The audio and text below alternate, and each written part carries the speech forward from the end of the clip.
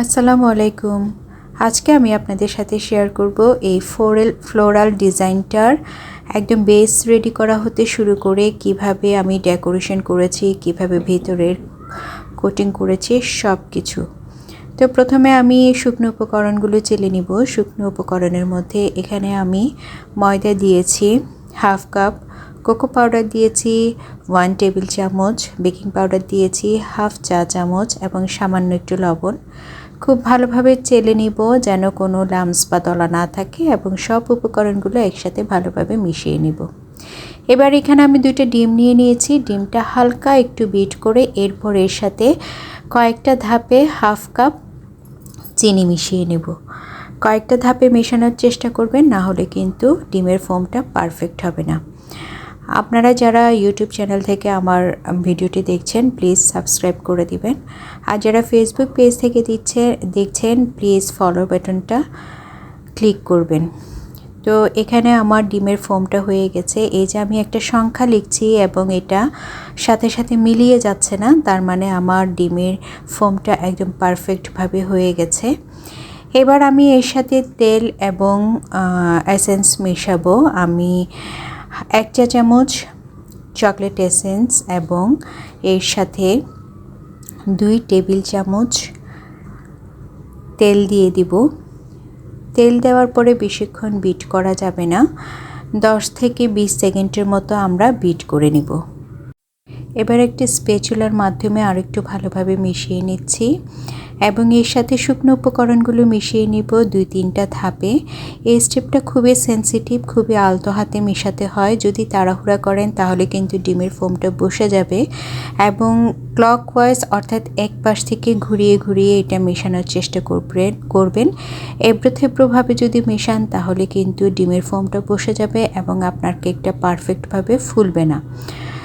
এই যে আমি ভিডিওতে দেখানোভাবে খুবই আলতো হাতে মিশিয়ে নিচ্ছি। আপনারা এই কাজটা খুবই ধীরে সুস্থে করবেন এবং উপর থেকে যদি আপনারা ব্যাটারটা ঢালেন ভাঁজ ভাঁজ হয়ে পড়ে তাহলে মনে করবেন একদম পারফেক্ট হয়েছে। আরেকটা বিষয়, আমাদের মিক্সিংটা যদি ঠিক না হয় অর্থাৎ শুকনো উপকরণগুলো যদি ভালোভাবে না মিশে তাহলে কিন্তু ভেতরে দলা হয়ে থাকবে অথবা শক্ত হয়ে যাবে। তো এই জিনিসটা খুব ভালোভাবে খেয়াল করবেন। তো আমি এখানে ভিডিওতে দেখানো পদ্ধতিতে সবগুলো উপকরণ খুব ভালোভাবে মিশিয়ে নিচ্ছি এবং মেশানোর পরে আমি যেহেতু এটা 1 পাউন্ড ওজনের একটা বেস, আমি এখানে 6 ইঞ্চি মোল্ড ইউজ করেছি এবং নিচে বেকিং পেপার বিছিয়ে নিয়েছি। আরেকটা জিনিস, শুকনো উপকরণগুলো মেশানোর সময় কিন্তু আপনারা ওভেনটা প্রিহিটেড করতে দিয়ে দিবেন আর ব্যাটারটা একটু উপর থেকে ঢালবেন যাতে করে এয়ার বাবলসগুলো চলে যায়। এর ফলে কেকটা পারফেক্ট হবে, অথবা ঢেলে একটু ট্যাপ ট্যাপ করে নেবেন, এর ফলেও কিন্তু এয়ার বাবলসগুলো চলে যাবে। এরপর 170 ডিগ্রিতে আমি 35 মিনিটের জন্য বেক করে নিয়েছি আর আমার এই যে দেখেন একদম পারফেক্ট স্পঞ্জ তৈরি, খুবই সফট। এরপর এটা ডেকোরেশন করার পালা। প্রথমে আমি বোর্ডে একটু ক্রিম দিয়ে নিয়েছি, এরপরে কেকটা প্রেস করলাম, এর ফলে কেকটা নড়াচড়া করার সম্ভাবনা থাকবে না।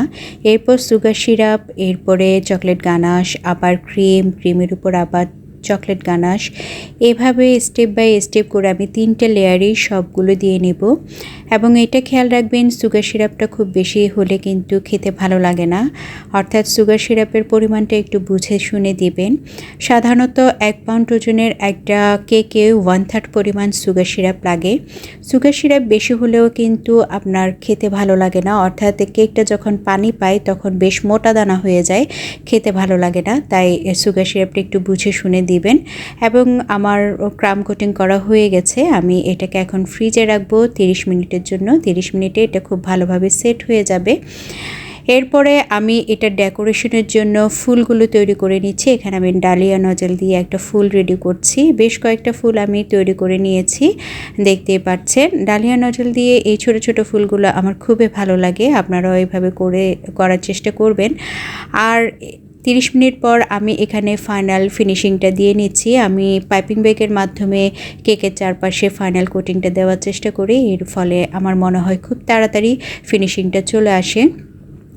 এবং এর উপর আমি কালার ইউজ করব, ব্লু কালারের হবে এই কেকটা। আমি কখনো ক্রিমের সাথে সরাসরি কালার মিক্স করি না, এতে আমার মনে হয় খাবারের টেস্টে একটু হেরফের হয়ে যায়। তো আমি ভিডিওতে দেখানো পদ্ধতিতে কালার দিয়ে তারপর আস্তে আস্তে চারপাশে ঘুরিয়ে ঘুরিয়ে এটাকে ফিনিশিং দেওয়ার চেষ্টা করি। এর ফলে একটা শেডেড কালার যেরকম আসে আমার দেখতে ভালো লাগে। তো আপনারাও এভাবে ট্রাই করবেন, তাহলে কিন্তু কাস্টমার কখনো আপনার কেকটা খেতে তিতে হয়েছে এমন অভিযোগ করবে না। এবার আমি ফুলগুলো সেট করব, যেগুলো আমি আগে থেকে বানিয়ে রেখেছি।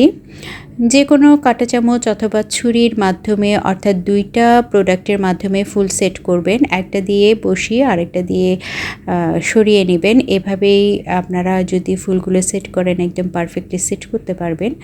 আর আমার এখানে আরেকটু ফুল করার দরকার ছিল, কারণ সাদা ফুলটা তেমন একটা ভালো লাগছিল না মনে হচ্ছিল আমার, তাই আমি এখানে নয়নতারা ফুল করে নিচ্ছি। নয়নতারা ফুলটা আমি 124 নাম্বার নজল দিয়ে করেছি, আপনারা একটু পর ভিডিওতে দেখতে পারবেন। এবং এই ফুলটা খুবই ভালো লেগেছে আমার কাছে, যেহেতু এটার কোনো স্পেসিফিক ডিজাইন ছিল না, আমি আমার মতো করেই এই কেকটা রেডি করেছি।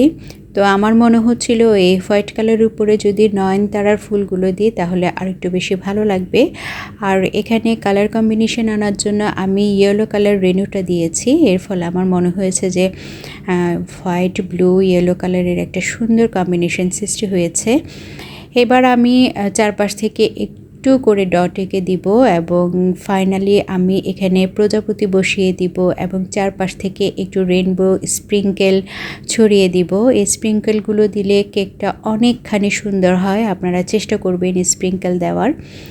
তো এই তো আমার ফাইনাল ফিনিশিং। কেমন লেগেছে অবশ্যই কমেন্ট করে জানাবেন এবং আমার ইউটিউব চ্যানেলটা সাবস্ক্রাইব করতে একদমই ভুলবেন না। এরকম নতুন নতুন ভিডিও পেতে সাথেই থাকবেন, ভালো থাকবেন, আমার জন্য দোয়া করবেন। আল্লাহ হাফেজ।